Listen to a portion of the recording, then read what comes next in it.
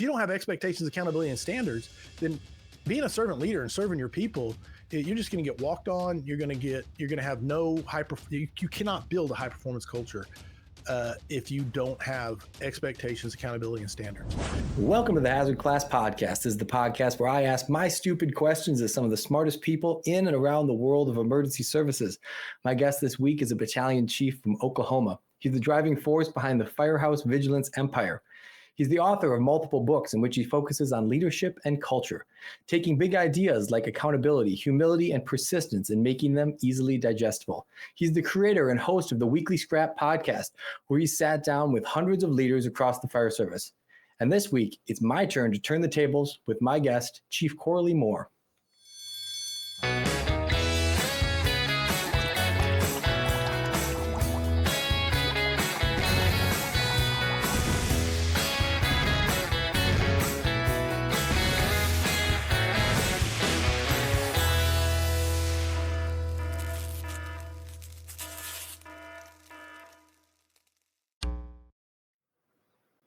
Chief, thank you for joining me.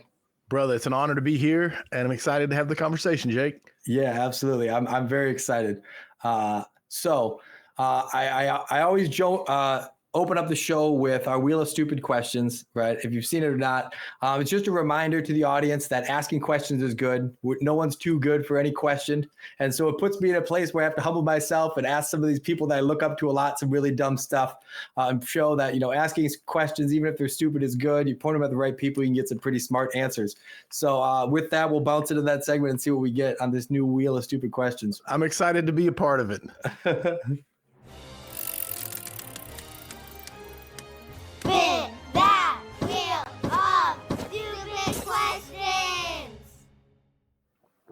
Okay, here we go. It is a real wheel. Oh, no doubt. Questions on whether or not it's real or not. Okay. Here we go. You're a pretty accomplished guy, so this will be an interesting thing to see what you say. What is an unexpected weird talent that you have? The more unimpressive, the better.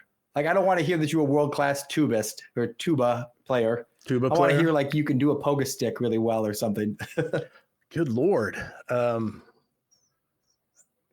I was not. I'm kind of stumped here. I'm trying to think if I have any gifts or talents that are unexpected or stupid. I'm sure there are plenty of them. My family could probably answer this better than me. Yeah. You've never went down a rabbit hole of just being like, I've become hyper obsessive about this weird thing.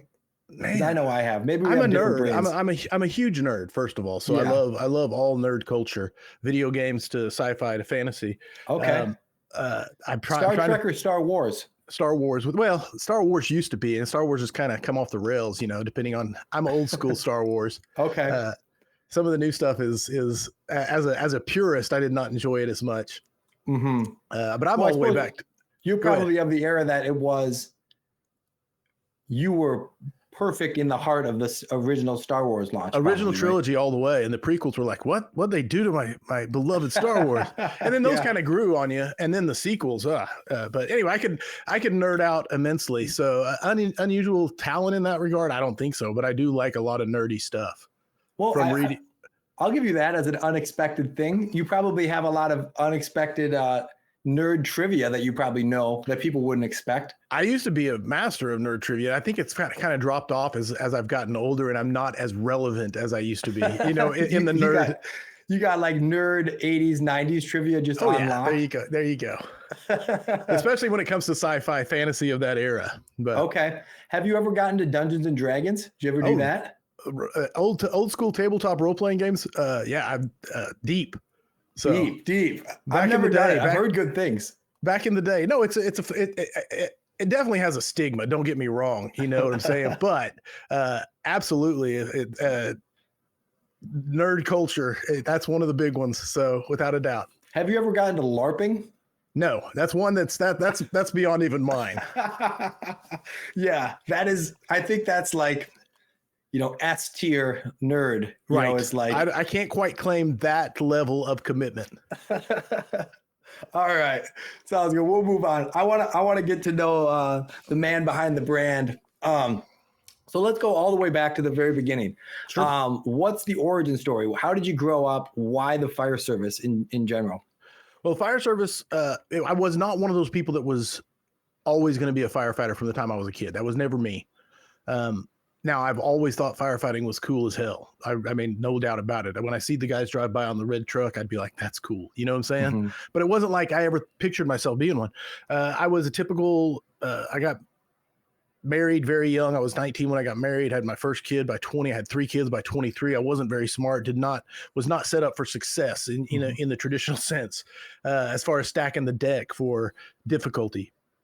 And, but me and my young wife, my 3 kids, or at the time, 1 kid, and my dad was, I was working a dead end, go nowhere job, minimum type wage. And he was actually, met a fire chief at church and the church, and he basically said, "Hey, you should try out for this fire department." And I was like, "Really? What do I need to do?"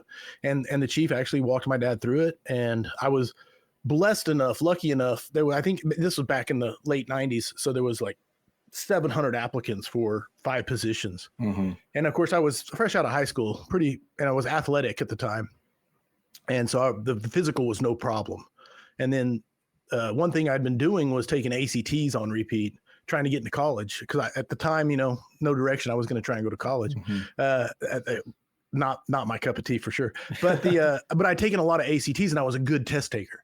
Mm-hmm. I'd always been a good test taker. So when I took the written, and the fire service kind of goes in these cycles where they're like, okay, we've got these guys that are jocks and big and dumb. We need to hire some smart kids, and then then they get like, oh, we got all these dumb smart kids or these smart kids. We need to hire some guys with practical experience. And it goes back and forth. Mm-hmm. And I hit Moore Fire Department right when they just changed their testing system to be like this really ASVAB ACT based test. Mm-hmm. And so I crushed that test. So lucky, again, everything worked out for a reason. And I always tell people this: I was supposed to be a firefighter. Like God was looking out for me, the man upstairs, whatever you want to say, because I was not one of those people that was going to try out 10 times and 20 times. And I was not, if I hadn't made it that first time, I'd probably be working at, insert whatever, to changing tires down at the local tire shop still to this day or whatever. And so I was supposed to be a firefighter. And that's kind of how I started down the road, and I loved it. What was your wife's opinion of you deciding to do that? Man, at the time, like I said, we were both young, both dumb. And I mean that in the sense of just kids. We were dumb kids, didn't know we were dumb. I thought I was the smartest guy ever, but so she's always been the biggest supporter of me. For her, I mean, it was, I imagine, I don't want to speak for her too much, but she was happy that I would actually had a direction and a career, so because I'd always worked hard, don't get me wrong, but this was a career, you know what I'm saying? And so for 2 young kids with no direction, it was a game changer for our lives. It changed our lives. Mm-hmm. So that department you got hired on then is the same one that you've always been on? Yeah. 28 years at the Moore Fire Department. Wow. And it's just a pure coincidence that your last name and the fire department is the same? Yeah. And the city. And I jokingly tell people my name's on all the trucks, but the family actually did like research on the city of Moore to see, hopefully, knock on wood, that there was some old money buried, or we owned half the city or something, but no such luck. It's just pure random. Man. So for sake of reference, how large of a department was it then, and how large is it now? When I hired on, I think there was 13 people per shift, so about 30 people total on the department, three stations. When I retired, it was right around 100. I would say about 75 line personnel, about 25 per shift. Four stations, 27 square miles, completely landlocked. There's nowhere to grow. Surrounded by Oklahoma City and Norman, if you know Boomer Sooner. And so right there, in fact, those are our 2 auto aid: Oklahoma City on 3 sides, Norman on the south side. And typical suburban department. Bedroom community and lots of retail. What about like demographics? Like we're talking like upscale? Is it, what's it runs I want to say it runs the gamut. It runs the gamut. It's more. It's a suburban bedroom community. It's pretty affluent, I would say, on the majority. One of the best school districts in the state. As far as just, it's highly desired to go there. So that kind of tells you the 73170 is a very affluent zip code, and the 73160 is more. And so it's just right there. And it's not a rich gated neighborhoods everywhere or anything like that, but it's a good working class, suburban, upper middle class, suburban, working class, suburban neighborhood. Yeah. Lots of big box retail and lots of houses. Okay. So you decide you're going to do this, take the test. At what point is it like the hooks are in? This is for sure my thing. Oh, right out. I'm telling you, from the very first time, I loved being a firefighter. Now, I didn't appreciate it. So there's I didn't respect the job. I would go and goof off at the job. I was a jokester. There was another guy that I worked with, Anthony, and we were not even allowed to work at the same station because we had too much fun. And it was a blast. It was the greatest job on earth. It was like a giant frat house and just fun and making calls, making rides and going to fires. And we didn't transport. So we would go to EMS, but we didn't transport. So it was the hooks were in day one. And my life experience was only building construction and labor, so to go to that was to watch a movie at work. You're like, what is going on? Wait, we get to work out and get paid to work out and we get to take a nap. What? Yeah. What is this? Yeah, exactly. I know that. That's one thing I think about a lot of the times now as we hire new people and they get younger and younger.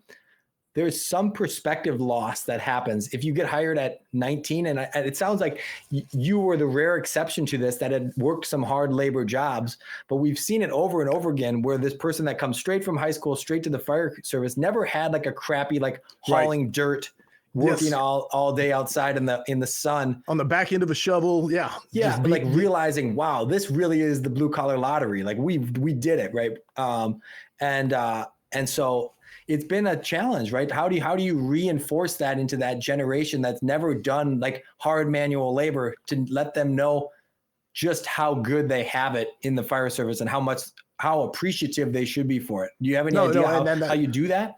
That's a phenomenal question because perspective is everything. And how do you give someone perspective for a paradigm that they just that doesn't exist in their life? They went straight from mom and dad's house to maybe a VOTEC where they got some certifications and then came straight in the fire service and they have no perspective.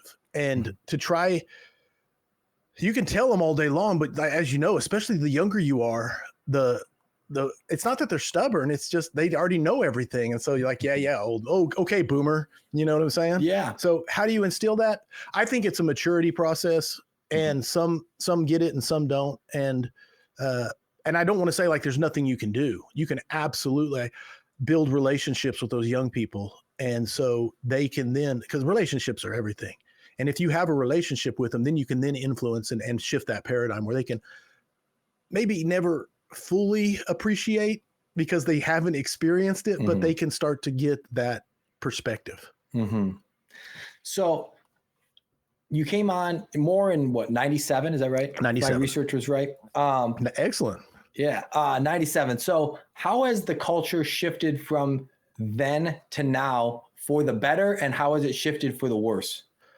Oh, dude, awesome question. And I can talk about it now because I'm retired more, a little more freely because I've always spoken highly of Moore, always on the scrap in any way, shape or form. And I've always told people he's the greatest player. And I want to be very clear, treated my family, the city of Moore, the fire department gave me a career for 28 years that I'm eternally grateful for, and my retirement, my pension, everything, all that stuff. So I want to be very clear on that. But when I hired on, the culture was a typical culture of the late 90s, early 2000s fire service. Now at the time, it's all I knew. Now that I've traveled and I found out that this is everywhere, but it was a culture of complacency. And I have to put this caveat out there because I want to be very clear. The people that came before me fought a very different battle than I was involved in. And their battle was that there was a time when firefighters in the city of Moore had to go and rush when they got paid with their paper checks, had to race to the bank because if you were the last one to cash their check, it might bounce from the city. Oh. You know what I'm saying? So they fought a battle before I ever got there. And Moore before I got there I got there at the tail end, but Moore was a stepping stone. You got on there so that you could get onto a good department. You know what I'm saying? You got into the state system and then you tried to get out of there and go somewhere else. And the people that came before me built it into one of the premier departments to work at with pay, stations, apparatus, you know, there was a time when the apparatus were being hauled off by wreckers because they couldn't finish a fire, you know? And so they got top tier pay, top tier apparatus, top tier gear, bunker gear. Our stations are phenomenal. They're 100-year stations is when they were built, and they were built in the early 2000s. And it like I said, that's the stuff they got right. And that was done by the generations that came before me. Now, what they did not do was train. And that was kind of the culture of checkbox training. And I remember going, we had physical PT, which is one thing we've always had, was a great PT program. And we would go, all 4 stations got to meet at the community center, and we would get to do a physical workout together. And then we got to play basketball, which is unreal. We had to eventually give it up because the injuries were unsustainable. You could not defend. You know, they didn't want to take away our workout. They just wanted to take away basketball, and you couldn't say, but we want to play basketball, even though it's ACLs and ankles and Achilles and. But I forgot because I go down rabbit. What it was there. I remember we did a training afterwards, and we were out there just kind of going through the motions of putting together like a hazmat wash station for like a mass casualty incident or something, you know, and we got done with it. And one of the young guys raised his hand and said, "Hey, can we throw the extension ladder up against the community center?" And literally one of the battalion chiefs was like, "You don't know how to throw a effing ladder," you know, and that young guy just wilted, you know, and I mean, I say young guy, I probably had 5 or 6 years on, you know, and he had like 2. And I remember him coming to me later and goes, "I will never ask to do anything ever again, as long as, you know, ever." You know, it was just this, and it still sticks out in my head. So that kind of tells you we did not train. And so that was whenever I did, but whenever the culture started shifting, there was a lot of people involved in it, not just me.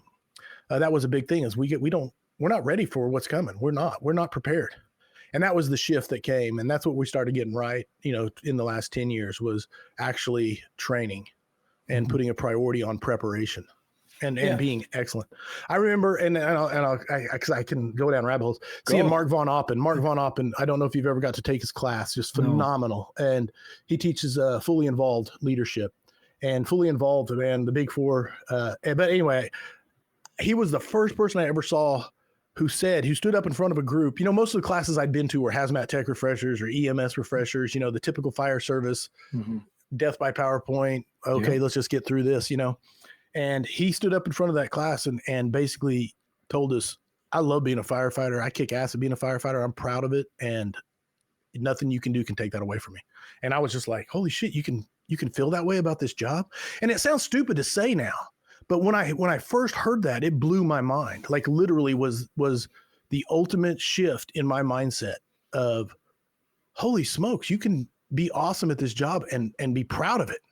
And that was a weird, go ahead. It seems like there's some weird shame in that. I don't know why. Like, even now, as it's shifted, you know, in the last decade that I've been in the fire service, you know, it's gotten better and better. There's more people that are proud to be firemen. Like, everyone is quote unquote proud to be a fireman. Like, they love their job, but like, there's some weird thing about, like, you know, I graduated the recruit academy. Now I'm a fireman, and now I just be. And for a lot of people, that's the career trajectory. And like, there's this subsect that says, like, oh, it's not enough to just be. I want to be elite. I want to be like the person that I would want to come to the fire at my house, like that kind of guy, right? But there's also some weird shame in that for some reason. Like, dude, yes. If you were like a carpenter, you would be very proud of the fact that you can build the best cabinet or something, right? If you were good, especially. Yeah, right. Yeah. If you could be like, no, I am actually the best cabinet maker, and it's super cool because I'm proud of that. My joints are awesome. My grain work is For some reason in the fire service, people don't want to be. Do you think it's what's the origin of that? Like, is it a humbleness? Because it doesn't seem like, if I'm being honest, it doesn't seem like there's a huge humbleness streak in the fire service. No, there's not. There were a lot of alpha egos and things like that, but there is a level of humility. It's like you go to a first responder night, you know, like I used to go to Cowboys, Redskins. I'm a huge Redskins fan for my life.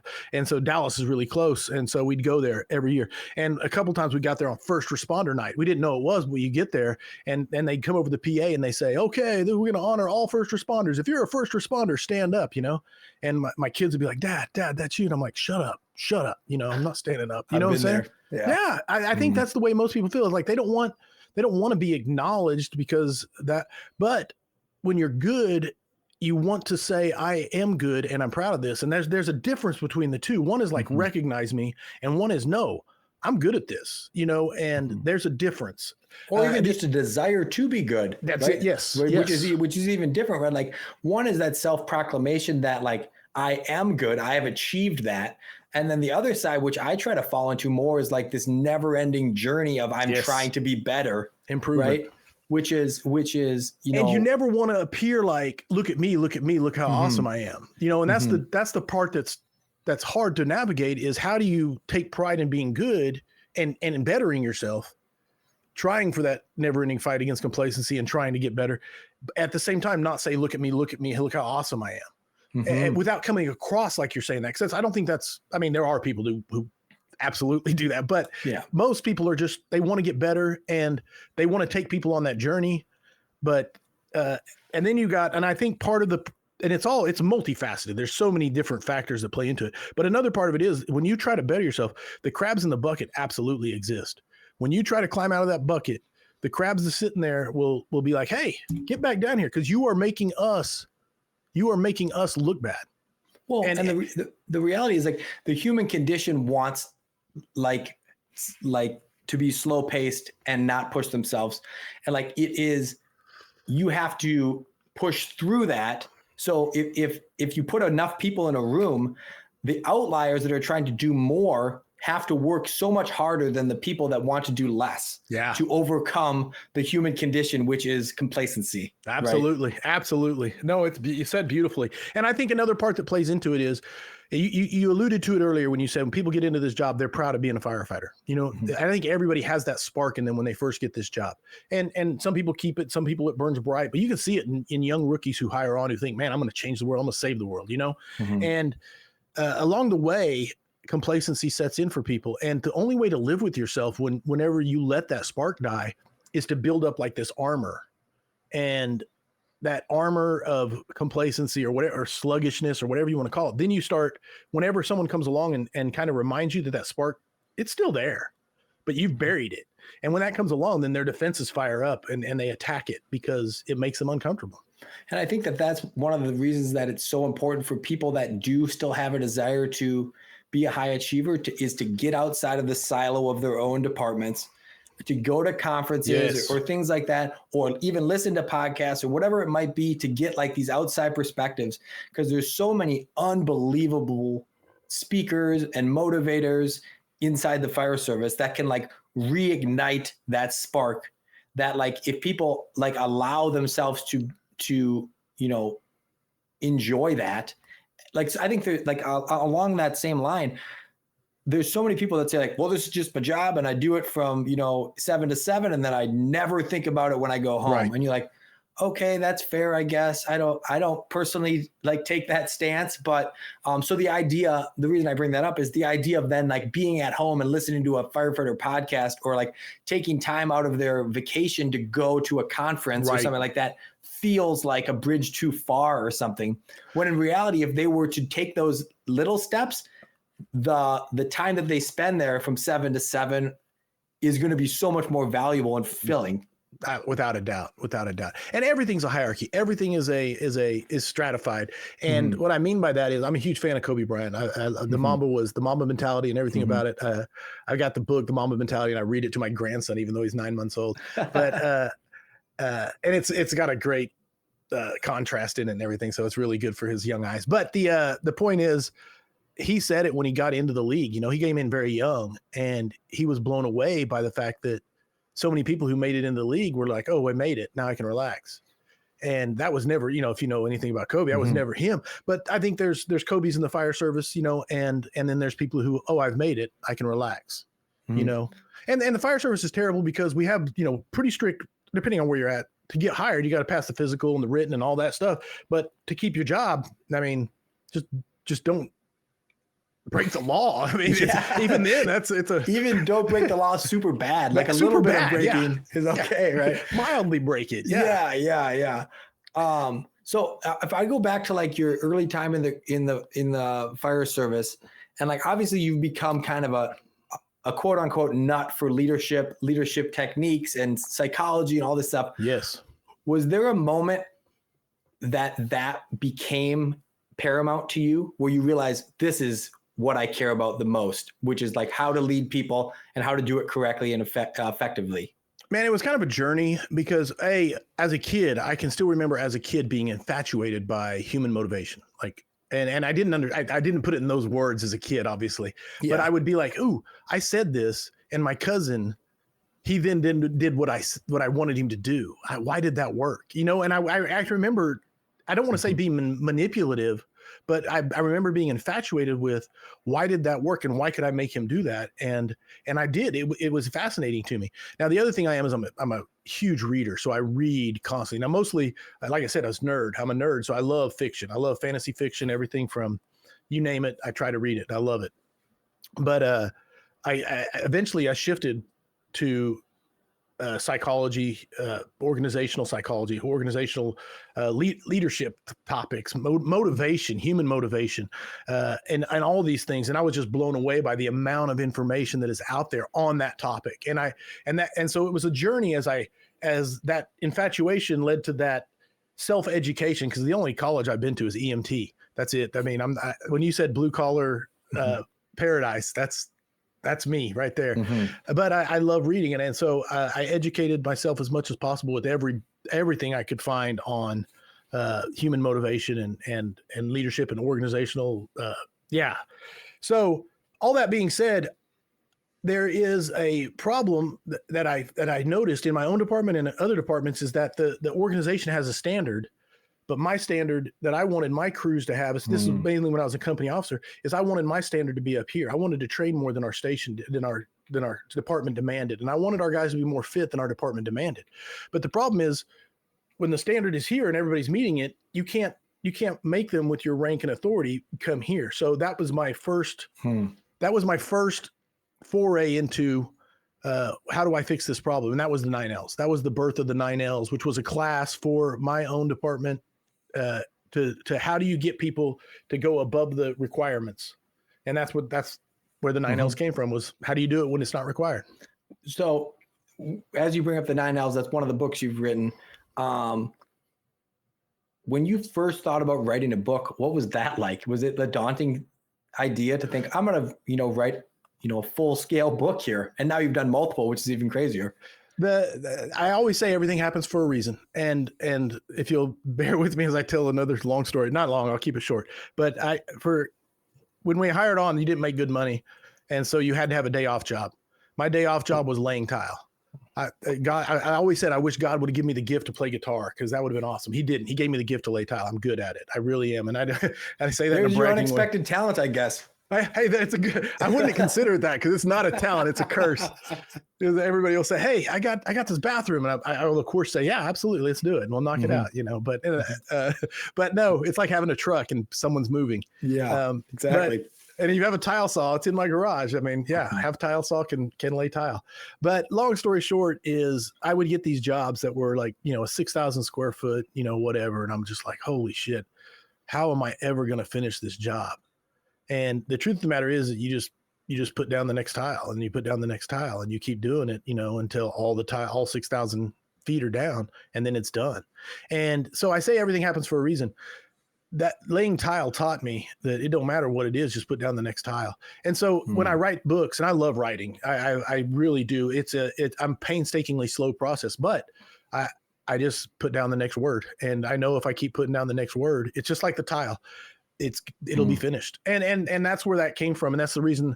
I mean, I've got 2 books cooking that are in various dates. And then I just finished, speaking in nerd stuff, I just finished writing it's basically a young adult, like a Harry Potter style book. finished it. Wow. But it's rough draft. It has a whole lot of problems that I have to fix. So, but I wrote it last year over a period of like 4 months, and I impressed myself with how good it went.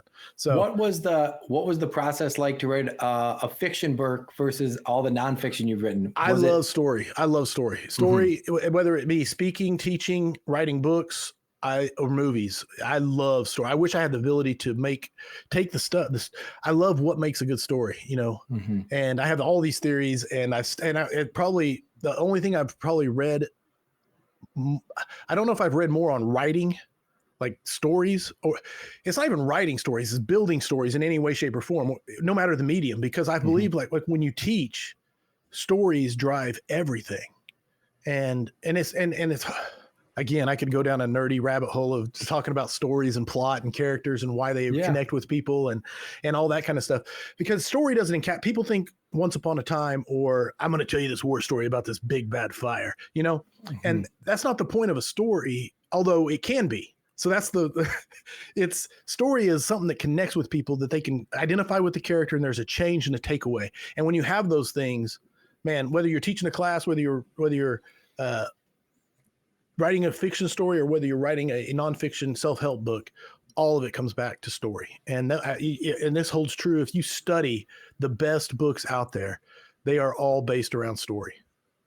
Yeah. So. When you brought that up, it reminds me of an interview I did with Andy Starnes, who he talked about, like, he's always touted as this subject matter expert. And he says the best thing he does is make the subject matter, right? Which is really that thing you were just talking about, which is like crafting a story. Why does this thing matter? And then you can add the data and the influence. But ultimately, without the storyline, without like the why, everything falls flat. And I've studied, because I wanted to be a good instructor. I studied instructors, and I went to a lot of conferences from like 2017 to 2020. I went to every conference I could, basically, my wife would allow me to. And because I had my kids so young, my kids were all young adults. So I wasn't missing little league games and dance recitals. And so I could, and as long as without paying a cost is what I'm saying. Yeah. But I would study, and I'd be like, why did I hate that class? Why did I not enjoy that? Why can't I remember anything he said? And why did I love this other one? And I started taking notes, not just on the class, but on how they presented. And so anyway, it's an infatuation of mine. And you nailed it. Like, Andy Starnes is one of the absolute best to go sit in a class with. He's a world-class instructor. And because he makes the subject matter, and he understands what that means when he says it. Yeah, absolutely. He is. So I want to come back, and we're side tangenting, which I love. I love the side tangents. So you're in the fire service early on. Do you remember your first fire, your actual, going inside? It's hot, it's dark. Yeah. The first fire straight out of academy, I was assigned to Station 3. My driver was Chief Lance. He ended up being Chief Lance, but Lieutenant Lance at the time. And he was the acting officer that day because the driver was off. So he was the officer. Me and him were going in. Jimmy Sechrist was pumping, and Jimmy Sechrist saved my life that day. Wow. Plain and simple. I say that tongue in cheek, but the fire came in, multiple calls, smoke showing. There was a young teenager possibly trapped in the back bedroom. So it was a real deal, rolling up to the real deal. I had no clue what I was doing. And, like I said, fresh out of the academy. When I say academy, please understand the story will play out and you'll understand. So we get to the front door, and Jimmy charged the line. Lance is in front of me. There's smoke pumping out that front door. We're getting ready to go in. He's got the charge. I got the line behind him. And I can remember to this day saying, I'm not going to let him run out of hose. I'm going to make sure he has plenty of hose. And then he walked into that smoke. Now, what I didn't know, he walked in that smoke, and then he was on his belly, right? He was instantly on his belly and crawling forward. And like I said, this was the real deal. It was a good deal. And I didn't know that at the time. I was just super amped up on adrenaline. But I was like on that hose, and I walked in right behind him. And then I was on top of him with that hose. And he thought, in his mind, he's in zero viz right inside the entryway, not even 10 feet in. He thought the ceiling had come down, but it was me. Oh, it was me on top of him. Right. And so he thought the ceiling had come down. Of course, there's a girl trapped in the back bedroom that we're trying to get to. And he says, when he tells the story, he says up against his face mask, we wore that banana yellow bunker gear at the time of the late 90s. It was that banana yellow. He says up against his face mask was this yellow bunker gear. And he figured out it was his rookie that was on top of him. And he was ready to kill me. Like literally it turned out that the girl had actually started the fire in her bedroom and had left. So she was mad at her parents, insert whatever. And that was the backstory. And we ended up making it to the seat, putting the fire out in the bedroom, and everything was good. And but when he came out, he was going to kill me. Like he was going to kill me for that. And Jimmy actually stepped in between and saved my life. Like I say it jokingly, but he really did, because that kind of highlights how piss poor the training, the preparation was at the time. I had no idea you crawled into a fire. You know what I'm saying?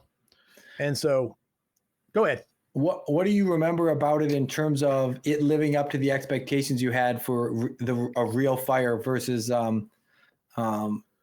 training that you'd done prior? No, there was no training prior. So that's, again, we'd float. I don't want to sell it short. We'd gone out and float hose. You know what I'm saying? We'd done the IFSTA manual, carry a ladder around, all three of us. We'd taken lots of, we'd taken, again, I don't want to be like they were so shitty, but there was no real preparation for a real fire. Like Ray McCormick, you've had him on and talked to him, and he talks about, we're setting our cadets, not just my department, across the country.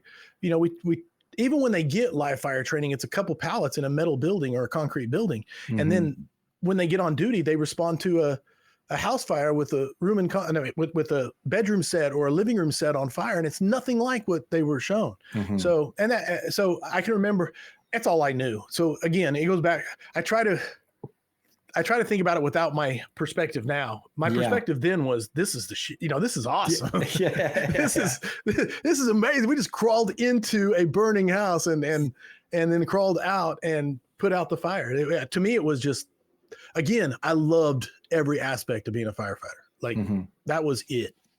Yeah. So from that point on, obviously the first fire, how long do you spend as a firefighter before you promote?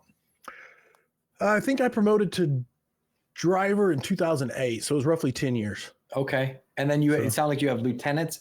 You have captains then too? Driver is the apparatus operator. And then after a year, you become a lieutenant. And so it's a weird rank, but it's the driver that can act out when the captain, who's our company officer. Copy. So captains are company officers. When they take off, then the lieutenant can be the officer. But if he's just a driver, if he hasn't got his year done, then he can only drive, and you have to have a ride-out officer.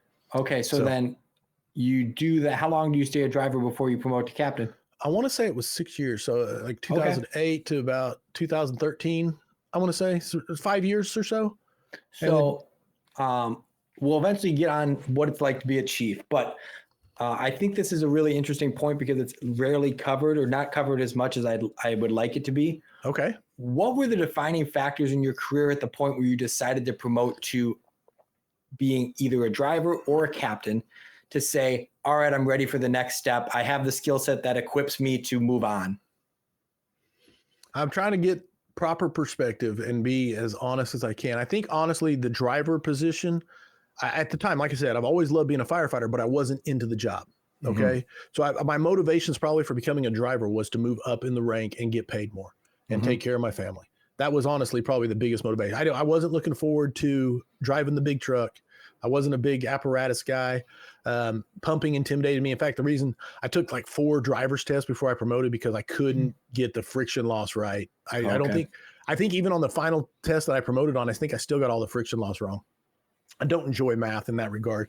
I can pull levers and make water come out the proper way. Don't get me wrong, but I do not like the theoretical side of it at all. It gets in the weeds. Oh, absolutely. I mean, I know how to do it. I'm sure you do at this point too, but man, you can get lost in the weeds of friction loss and appliance loss and all the things. It's like, and it's important. I don't want to downplay its importance. I don't want to downplay its importance, but man, just know your available water and know how much you're dumping and know how much you got left. And God bless the people that spend a long time mastering it. Yeah, no doubt about it. No doubt about it.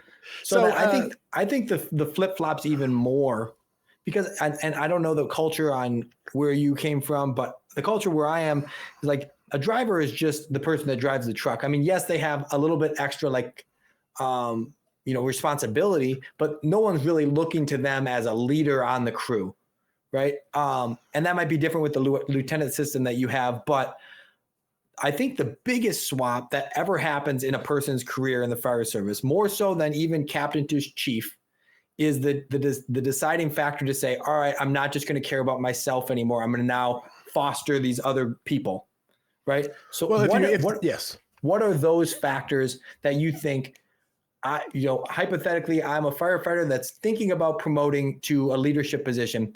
What do I need to have in check as tangible firefighter skills that I have on lock before I can think about making the next step? And then what leadership skills do I need to have to do that as well? Oh, brother, phenomenal question. And we could write a book based on the answer, man. No, first of all, competence. Competence is the bedrock foundation of leadership. If you're not competent at the foundational skills you're expecting your people to do, competence, then you're going to struggle. Because now there are caveats to that depending on what we're talking about, but it's specifically in the fire service, because our leaders, our company officers, are leaders that are embedded in the crews, and they do the same tasks that the crews do, or they're expected to know the proficiency of those crews. And you can't do it if you're not competent at it. So there's a bedrock that has to exist there. And so if you promote without competence in the basic core skills of being a firefighter, then you're going to struggle to have any sort of high performance or be able to hold your people accountable to any sort of standard. So do you think that is something that must be captured from the back step? Like, you cannot promote and then gain competence. You have to have competence and then promote. Does that make sense? I think it's a lot easier road if you have the competence, because if you have the competence, then you have confidence. And when you have, and it's not just confidence, self-confidence, it's other people's confidence in your abilities. Mm-hmm. And so when you're a competent firefighter and you promote, the crews that you're leading look at you and say, no, he knows his shit. I can trust his decisions, For sure. And that's a confidence. That you inspire confidence.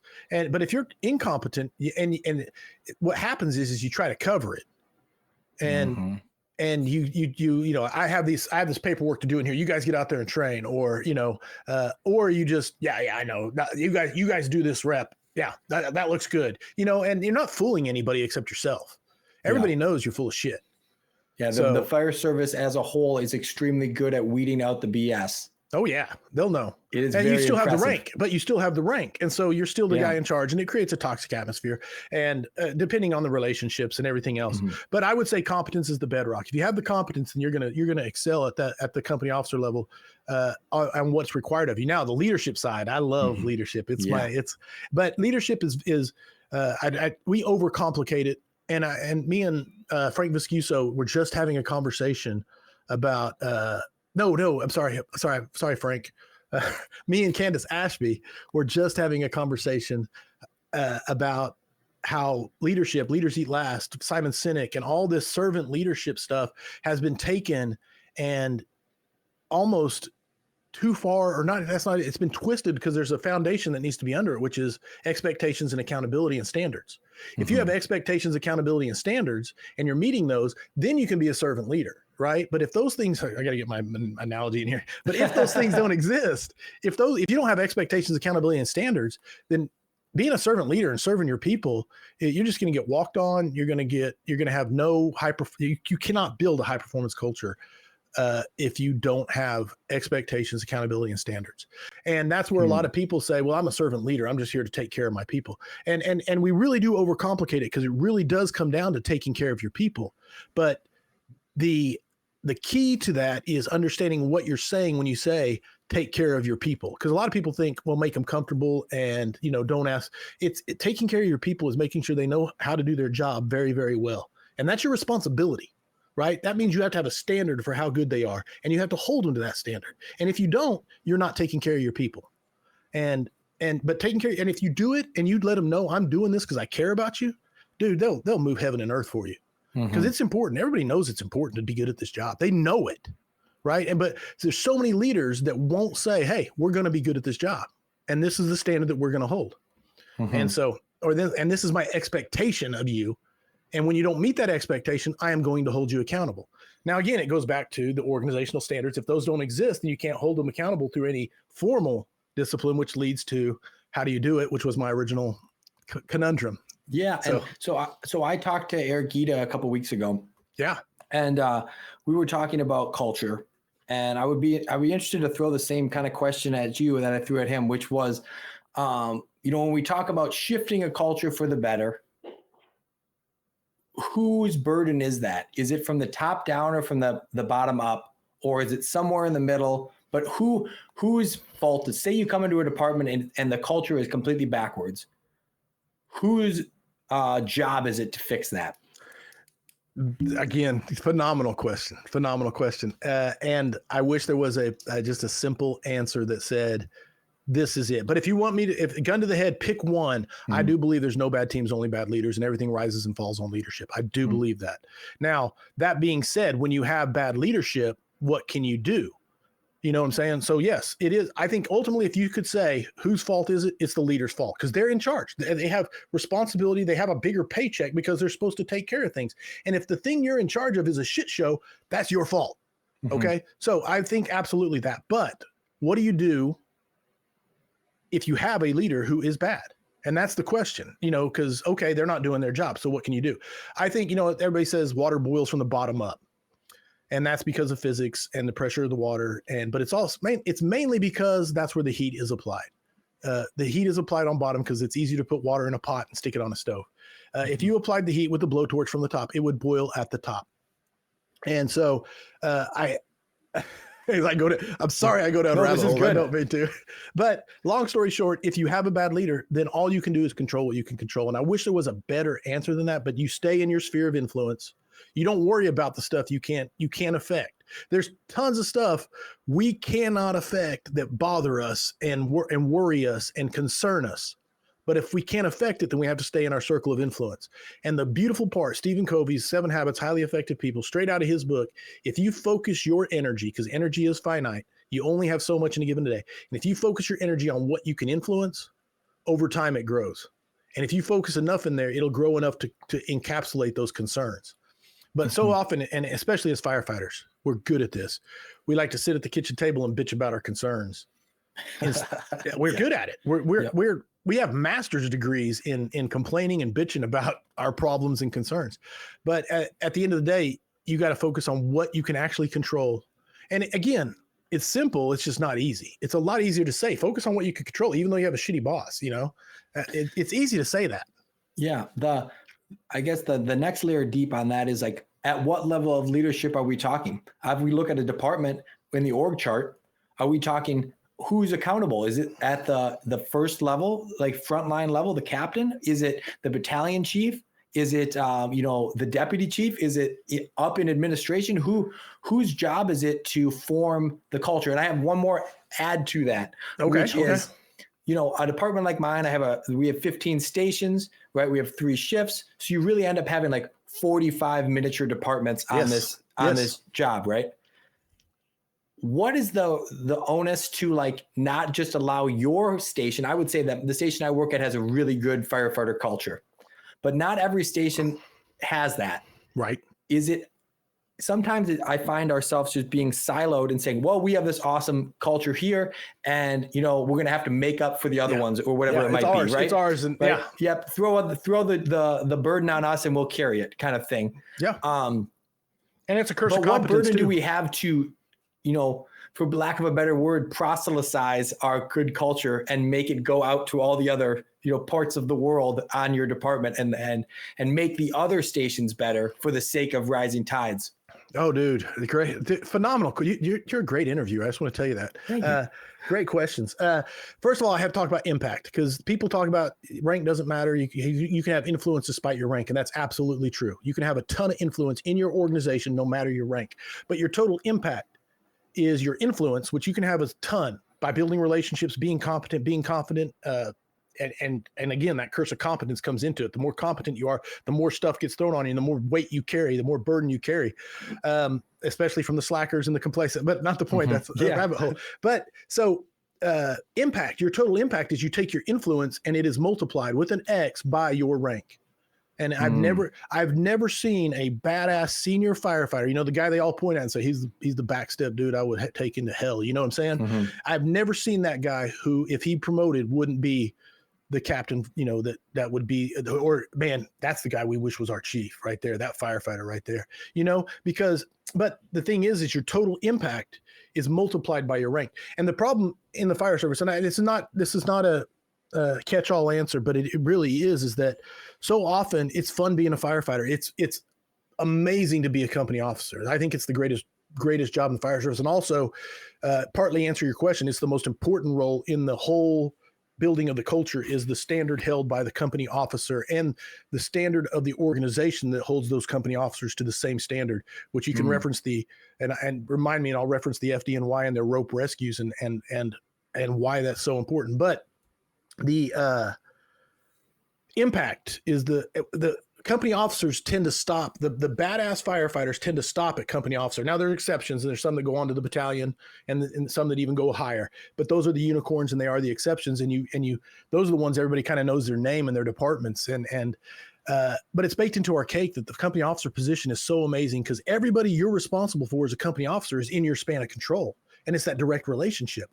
But when you go up one level to the battalion chief, now your span of control, is still the same.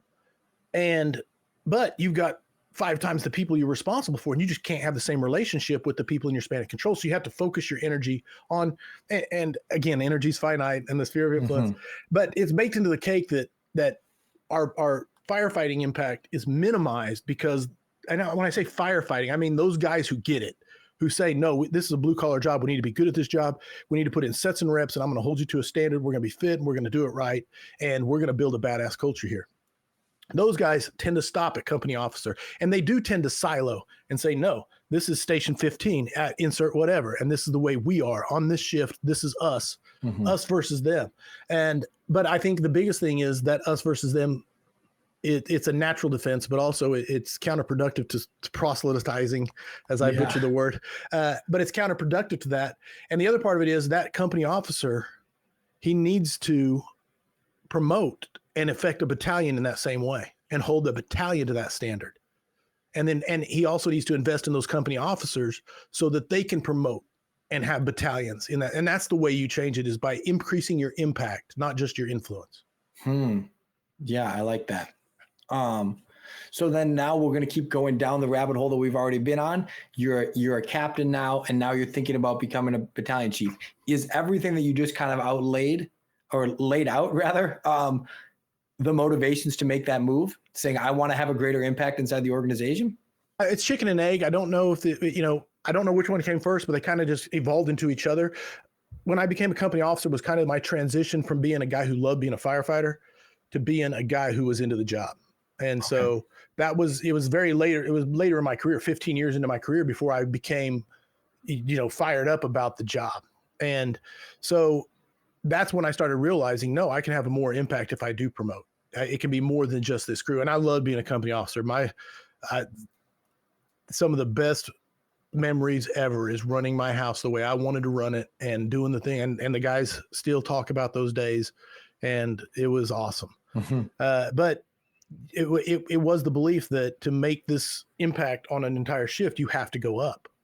And when I say shift, we only had one battalion. So our battalions were shift commanders. Okay. So you were not only running fires, but you were also managing the schedule and doing all the admin stuff as well? Right. Okay. That's our battalion chief. So you fall into the battalion chief job, and based on that timeline, you're doing that for what, 10 years ish, somewhere in that range? I did 6 years as a battalion chief. 6 years, in my career. 2019, I think I promoted to BC. What does a good battalion chief do? Takes care of their people. It really is simply. But it's a simple answer, but you have to understand what I mean when I say take care of your people, which means giving them an expectation, giving them standards, and then holding them accountable to those standards. That is taking care of your people. And if you do those things and you tell them you're doing it because you care about them and you love them, they'll charge the gates of hell for you. But it's not, hey guys, I'm going to protect you from admin and you guys go. It's not, all those things play into it. Don't get me wrong. You are their protector. I'm a huge fan of Simon Sinek. So when I talk about servant leadership and things, I'm a huge fan. I think it's the key to building intrinsic motivation in people is to take, I hate the word take care of them because it means so much different things to different people. But people excel when they're given a clear expectation. People excel if they know what is expected of them.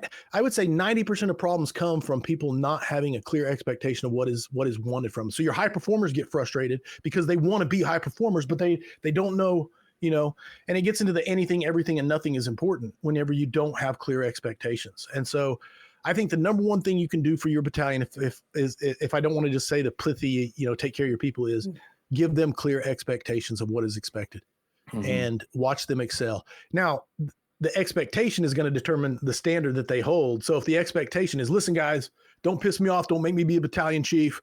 Stay in your stations, get your work done, check your boxes, and leave me alone. Then that's an expectation, and you will succeed as a battalion chief at that level, but that is not high performance. So yeah. So it also would seem, and correct me if I'm wrong, obviously I've never been a chief here, but that as you slide up the org chart, the burden of training seems to fall away more and more, right? Not that it should, but that it does. Are you saying it falls off you, or it falls?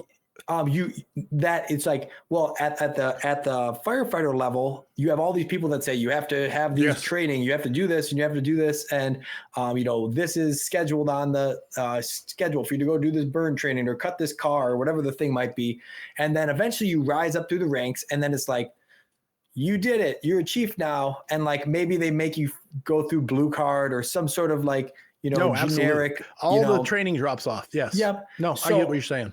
How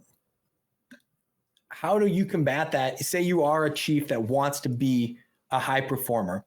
Like, where does that come from? Do you think that that's conference circuit? Do you think that that's like reading books, or how do they stay engaged in the idea of bettering themselves in the long term once you've rose above the level of like standard, like go force the door, cut the car? Right. No, once you're outside of the task level and you're getting into especially the firehouse leadership is what we're talking about, because strategy and tactics, they're the easy side of being a battalion chief. Man, read John Norman and be good at what you do, and read now the ULFSRI stuff, so, and be good at what you do. 1700 shit. That's phenomenal. But, and I'm not downplaying strategy and tactics and people who have great fire service experience. So please take what I'm saying. I'm not downplaying that, but the firehouse is the tough part. It really is the tough part. You're dealing with people. And I think that, so to get back to your question and answer it properly, is I teach, I don't know how many times this year, probably 40 times this year at different conferences and different venues. And I almost, two of my classes, I always ask, how many fire chiefs are in the room? How many 4 bugles? How many 3 bugles? And I go, I do it under the guise of getting to know you. I want to know who's in the room. And I can probably, out of all those classes, it's probably 5, maybe 6 fire chiefs in the room ever, all those classes. And you go down one level and probably not even double that as far as deputies, or probably less deputies, honestly, because they're just so adminish. And then you go down to the battalion chief level, and there's probably, out of all those classes, there's probably, I would say, less than 30 battalion chiefs in those classes. And so I'm not even sure I'm answering your question, but I'm highlighting the problem is that they just don't stay engaged. Because why? Yeah, no, it's and I think because as they go up, mostly it's organizational standards. Again, I hate to go back to standards, but what's the standard for battalion chief? Usually it's to get, I say battalion chief in our organization, but what's the standard for whatever level we're talking about above company officer? It usually is get their shift manning done for the day, get their paperwork turned in, make sure leaves are approved, and then whatever administrative organizational projects are on their plate to make sure those are done. And I'll be damned if you can show me a standard that says you're going to make sure that your crews have done this many hours of training, or that you have led this many classes, or that they don't exist. And so if there is no standard and there is no expectation, then guess what? You're left with guys who, I don't have to do that. I got plenty to do. You know what I'm saying? And all you're left with is the high performers who say, I got to get this shit done so I can get to what's important. And again, everything's a hierarchy. It's Kobe Bryant. Yeah. saying, I can't believe you're relaxing in this job. Because I'm telling you, when you're responsible for 4 or 5 crews as a battalion chief, like you're responsible for them going home at the end of the shift. You're responsible for them, their families, their wives, their kids. You're responsible for them. And if you don't invest in making sure that you give them the best shot by taking care of them, and what I mean by that is giving them the expectation, the standard that they're going to be good at their job so that they can go home and you've done everything you can for them, then you are shirking your responsibility and you are abdicating your authority, and it's a shame. Mm-hmm. Yeah. I don't know if I even answered the question, but you got me going. And then the reality is, I don't know if there is an exact answer for it, right? The answer is somehow we have to affect the culture enough that people continue to care about their job after X amount of years. Well, here's another thing, Jake, which is it's very germane to the conversation, is the expectation you have of your crews becomes the expectation you have of yourself. And it's a self-feeding thing. And I'll give you an example is we have the 2 hours of PT every day that's assigned for our, union contract. We get 2 hours, 120 minutes to go over to the community center and work out. And it doesn't mean you have to work out, right? I think by contract, we have to do 20 minutes. That's the standard. And so, but as a battalion chief, I told my battalion, hey, we're going to go over there every shift. We're going to work out. Right. And the thing is once you set that standard, you have to hold it and you have to hold it accountable. Right now, I can't make them work out. I can't say, technically I can order them, hey, you're going to get on the treadmill, and they can do it. They can get on the treadmill and be like, I'm doing it, chief. I'm on the treadmill, chief. I'm doing it. You know what I'm saying? But I can't make them work out. So that goes back to the 9 L's, the intrinsic motivation. But I can tell them, we're going to show up.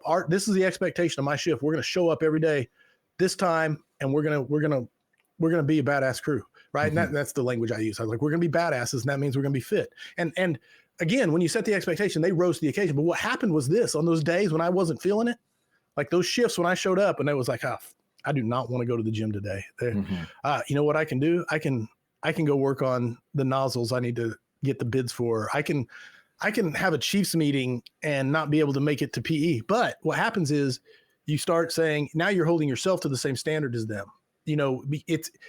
It's not even that you're holding it. It's like, but I can't make them do it if I don't. And so you have to go. You have to go.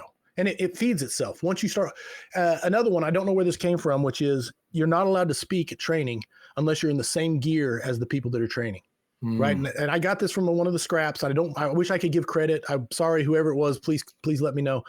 But that's phenomenal. So when I would show up at a substation, running around doing my paperwork runs or whatever, and they're out there throwing ladders, and one of the things I would always do is, because of that, I would throw on my gear and go out there so I could talk to them. You know what I'm saying? And I'm telling you, that buys so much credit with your crews. I bet you it does, man. I can't imagine. I mean, it's a true above and beyond gesture, right? If nothing else, right? It's saying, hey, I'm going to meet you where you're at, and remind you that I was a firefighter at one point too, right? Yes. Which I think sometimes gets lost. It does. And it's easy to lose. That's actually a question I have for you, which is, it's not universal, but it seems like for some reason there's a switch in so many high-ranking chiefs that they forgot where they came from in this weird, and like, yes. And I don't know what causes it, because like so often you'll hear this story of like, man, if you would have met him when he was a captain, he was blah blah blah, or if you would have met them when they were a district chief, even, they were totally different. And for some reason, there's a disconnect that like, now I'm in administration and now like I've completely forgot what it's like to be on the front lines and like care about, like, the role of administration has like superseded the, decades of history to get them there. Yes. Why? I think it's baked into our cake again, that the greatest job on earth is company officer. And so the guys who have that high performance drive and want to build that and invest in their people, they tend to stop at company officer. And I think, and the idea of going up a level is like, why do that, man? This is awesome. And so and I'm not saying there's exceptions. Okay. So I'm not saying everybody that promotes up is for the wrong reason, but there is if those people don't promote, then who does? And so, and it's not everywhere, but it's been going on. And I put my finger at post World War II, kind of in the 1960s, because in the war years, it wasn't matter. There was so many, but what happened is people who weren't, because you say they forgot where they came from. And there are the ones you're talking about where they say, man, if you just saw him as a captain, that was unreal. Like those people that exist, right? But for the majority, I believe, and this is my opinion only, I believe is that those people that get up there and that guy forgot who he was. That guy forgot, what they're saying is that it's not that they forgot who they were. It's that they were never there to begin with. Like, and what I mean by that is, like, if you go back and look at majority of like shitty fire chiefs, shitty district chiefs, if you go back and look at their crews, like their company officer, if they had one, because a lot of them circumvent that and go other routes and promote depending on the organizations, but their crews were dysfunctional and they weren't high performance crews. Now, again, there's exceptions to this, but if the high performers don't promote and increase their impact, then you have to say who fills that void, and who fills that void. I'm not saying they're bad people. That's not what I'm saying. I'm saying, but if they don't go up there to build what they built at the company, they're going to build what they built at the company level, which is, if it was a shit show at the company level, it's going to be a shit show at the battalion. It's going to be a shit show at the top. And what you've seen now is 40 years of this, basically since the night, probably longer, 50 years of this, of people promoting and the firefighters not promoting. And what you get is a loss of mission focus, mission drift, people allowed to drift towards complacency, policy-driven decision-making, and I call it worst-case scenario decision-making. What's the worst thing that can happen? Okay, let's make a policy based on that, right? And that's what they do. And then if somebody shits their diaper or shits their pants, everybody puts on a diaper. Yeah. Everybody, instead of dealing with the problem, because you got a bunch of chicken shits who write paper instead of building relationships and building high performance. Yeah. Have you heard the phrase promoting to your level of incompetence? The Peter principle, baby. Yeah. Yeah, absolutely. And do you buy that? I think that what makes you a good, yes, as a principle, yes, especially like in the corporate world, because in the corporate world, how it works is you're a good accountant, you're good with numbers, and you can crunch numbers and you can do taxes and stuff, and you're the best accountant there is. And then they say, okay, well, hey, we're going to make you a supervisor of accountants. Well, the skill set of crunching numbers really doesn't apply to leading a bunch of accountants. You have to have the skill set. The fire service is different because, again, company officer level, you're doing the same tasks. You are. When you show up at the emergency scene, yes, you have more responsibility, but you are pushing down that hallway with your crew. You know what I'm saying? You're doing the primary search with you're diving in that window. So the skills that make you a good firefighter make you a good company officer, especially with the confidence that I was talking about that your people have in you. Now, the higher up you go in admin, what makes you a good firefighter diving in a window doesn't mean you're going to be a good battalion chief leading people who dive in windows. But so it does apply, but it's not a law that you are going to, there are some truths to it, but there's nuance to it. Obviously there's great chiefs too that like promote and find the exact niche that they're great at. And I do think that it's weird. And this idea that like, all right, a person like me, a person like you, blue collar guy, this is my education is all inside I'm fairly good at my job, but it's a hyper niche focus inside of the fire service or whatever. And if I work really hard and I take the tests and promote, I could be the fire chief and manage $100 million budget. And that seems ludicrous. Like I'm not a business professional. I shouldn't be managing giant budgets and lobbying with like state or local politicians and doing the actual job of a fire chief. Right. Like, it's not that people can't become that, but it seems like a very strange model to be like, you're good at dragging hose and chopping things with an axe. You should manage $100 million business, right? No, without a doubt, brother. Our model is deeply flawed. And the other part of it is, again, I talk about that mission drift from 50 years of the wrong people promoting. That's how we got to the point where fire chiefs are managing that stuff. They shouldn't be. They should be managing the fire department. They should be managing the vision, the culture. They should be keeping it fire focused. They should be enabling firefighters to be firefighters. But the problem is that's not their job description anymore. It's managing $100 million budgets and shaking hands with politicians. And that's how we've got here. That's where we're at, but it shouldn't, again, it's easy to point and say it shouldn't be that way, but a fire chief should be making, like, I love Eric Saylors, one of the greatest dudes on the planet. Out of I don't know. I wish I could rattle off the department he runs now. He's a fire chief now, but I asked the question a long time ago. What's the best position to be in the fire service? I asked it on the scrap a lot, and that's where my belief that company officer was the best, because like 75% of the people answered it that way. But long story short is, he told me, he said, Corley, and I love this. I've used this in classes and in books. I think I've even referenced in some of my books. But he says the job of a firefighter is to take care of the citizen. It's to take care of people. That's the job of a firefighter. They take care of people. Now, the job of the company officer is to take care of the people that take care of the people. Right? And then you go up, the job of the battalion chief is to take care of the people that takes care of the people that takes care of the citizen. And the job of the fire chief, it's not managing $100 million budgets. It's to take care of the people that takes care of the people that takes care of the people that takes care of the citizen. And that's where we've lost that. The $100 million budget's important, but that's what accountants are for. That's what a finance division is for, when you're that big. But the problem is we've lost sight of that. And especially like in a department like my size, 100-person department, with a $10 million, $13 million budget, and the fire chief is the chief CFO, CEO, CXO, CNO, and insert O. And he has no bandwidth whatsoever to take care of the people, so that they can take care of the people who take care of the citizen. And instead they're taking care of politicians and budgets. And that's the mission focus that we've lost.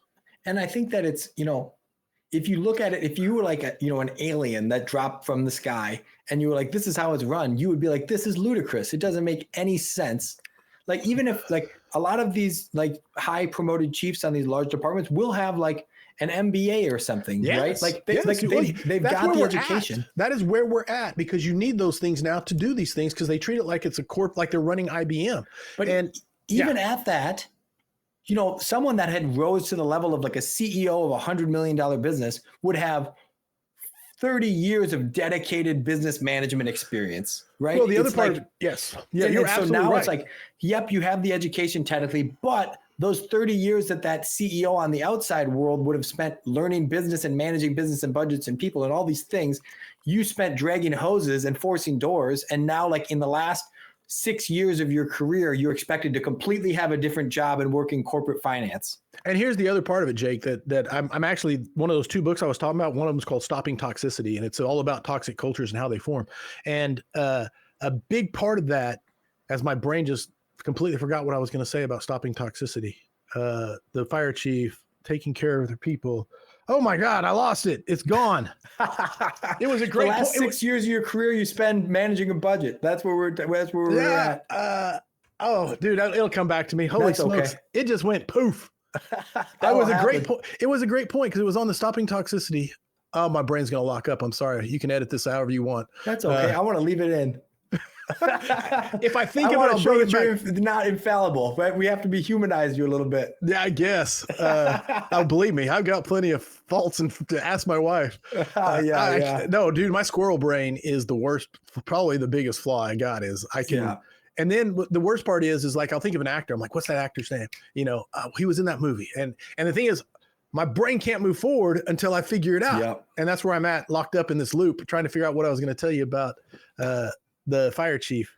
Well, we'll move on. Oh, no, I've got it. There we go. That's all we had to do was declare we're moving on. If the fire service, I always say this, if fire chiefs had a win-loss record like a head football coach, they would be fired across the country. Wow. But it ties back into the accountability thing. What's the accountability for a fire chief when he runs a shitty organization? What's the accountability? Until, like, I've seen places with a 89% vote of no confidence, and the city council's like, nah, he can keep on going. And the thing is, I always make the analogy, it's a wagon with square wheels, because at the end of the day, tones drop, firefighters go. Mm-hmm. And as long as the tones drop and firefighters go, and we take, and firefighters are awesome. We go take care of business in spite of manning, staffing, overworked, undervalued, in spite of all sorts of conditions, tones drop, they go and take care of the people. And the thing is, it's like a wagon clunking along with these square wheels. It's just clunk, in spite of their shitty admin, in spite of the lack of the skills.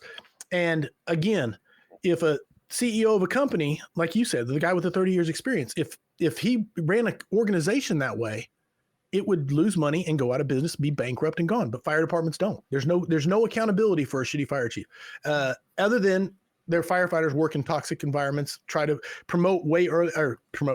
retire way earlier than they plan to, hate their lives. David Rhodes in his FDIC speech a few years back talked about the cost of toxic leadership.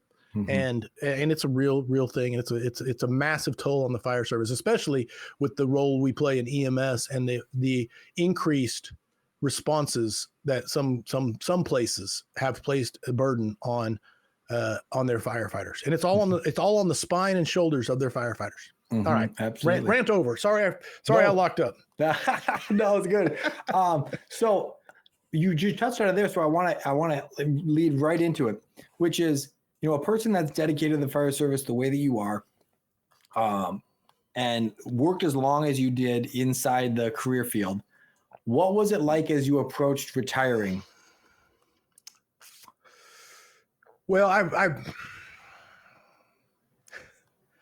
I was always going to do like 35, 36, 37 years. So I was planning to do another 10, at least another 5. And the finance side of it was part of it, and everything like that.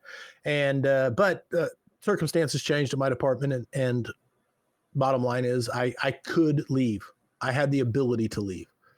So I was not planning to retire this year. That was not on my bingo card for 2025. And, but circumstances changed, and I had the ability to leave. I firmly believe that a lot of people would, if they were in my position and had the same avenues forward. But like so many places, there are people that are trapped by their mortgage, their paycheck, their pension. They can't go start over. They can't go do something else. And so they just have to put their head down and finish their career. And that's the stuff I'm talking about when I talk about toxic leadership destroying people, destroying firefighters. Plain and simple. So how long has it been now that you've been off the job? May 30th, 2025 was the last May 30th, shift. Day before my birthday. Oh, really? Congrats. Yeah. Congrats for being born. Yeah. So it's been, 4 months? Yeah. What do you miss about it? The guys. Plain and simple. That's the only thing I miss. Like, I did have a moment of, holy shit, I'll never go to a fire again as anything but a buff. I'm never going to crawl into a fire again, which I kind of had that moment when I promoted to the buggy, because our battalion chiefs do not go, interior whatsoever. Even on an interior command would be like the only point, and it won't be for any task level thing. So I kind of already had that moment, but I don't miss the fire station.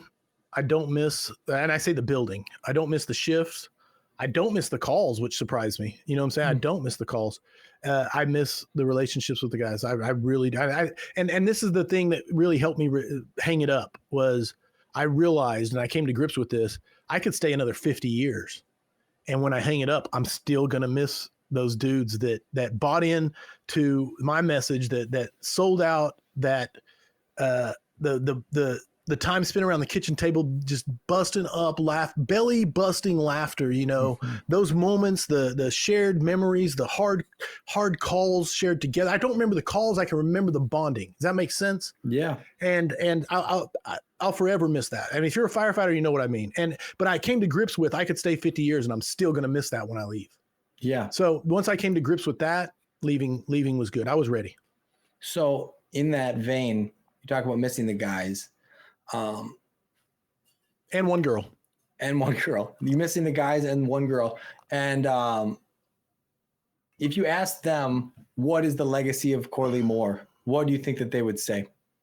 Ooh, well, this goes back to our original conversation about, I don't like pointing fingers at myself. That really does. Yeah, that's tough. I would hope they would say that I cared for them, and I proved it through my actions. And I have a high confidence they would say that. I really do. I think that they would. I like I say, it's tough talking about yourself, man. And I honestly get emotional talking about them, because they did. They bought into my. I always say, hey guys, I got some more goofy shit I want you to do, and they did. They did it, and they were amazing people. So yeah, I think they would say I cared about them, and they know what I mean by that. It's like, we're going to be, So we've talked for an hour and 20 minutes, and we haven't even talked about all of your extracurricular activities. No, I've had a blast talking about what we've talked about, bro. Yeah, we don't have absolutely. to. So we might have to run it back so we can hammer on Firehouse Vigilance and the books and the weekly scrap and all this stuff. We might have to do another episode in the future. Hey, don't want to keep you all day long, but it's been a super pleasure talking to you. Thoroughly enjoyed the conversation, and I don't do a ton of podcasts, but I do get asked to go on them, and I will go on some. And this has been a extreme pleasure. Like, be proud of yourself, man. I appreciate that. That means a lot coming from you. So before I do let you go, let the people know where they can find you, where they can find your books, your content, and when the scrap's up. Scrap comes out every Tuesday. It's live. Tune in on YouTube. It's live every Tuesday. I don't know how long I'll keep that going because that was a new thing, but we'll see. But every Tuesday, Scrap goes live, 8 p.m. Central. That's the main place you can find it. Firehousevigilance.com is the one stop for everything else. You want to see the books and the merch and anything that's Firehouse Vigilance related. But I'm not, the Scrap is awesome. I'm proud of it because the guests are awesome. And so come be a part. Mm-hmm. Awesome. Well, I'm terrible at promoting. Okay. You're very successful for a guy that claims to be terrible at promoting. It makes me so uncomfortable. Like right now I'm like getting sweaty and stuff because I'm talking about, I don't like, it makes me uncomfortable. It's like, okay, sorry, Jake. No, you're great. Well, we'll tag all the links in the description of the video and the podcast, and we'll send them your way. But Corley Moore, it's been a true pleasure. I hope we can do it again. We can talk about all the extracurriculars. Yeah. But for today, this has been an awesome podcast, and I really appreciate your time. Hey, brother, had a blast. Thank you for inviting me. It was an honor to come on. For sure.